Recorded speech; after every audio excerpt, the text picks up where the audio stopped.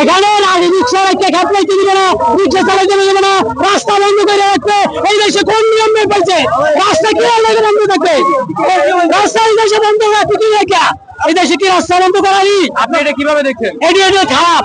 এইটা কোনোদিন বাংলাদেশের সম্ভব না রাস্তা বন্ধ করে আন্দোলন করা। কি ধরনের ব্যবহার করা হয়েছে? এটা খারাপ ব্যবহার করে। তারা ছাত্রের মধ্যে সাধারণ ছাত্রের ক্ষতি করার জন্য তারা এটি করে। ছাত্ররা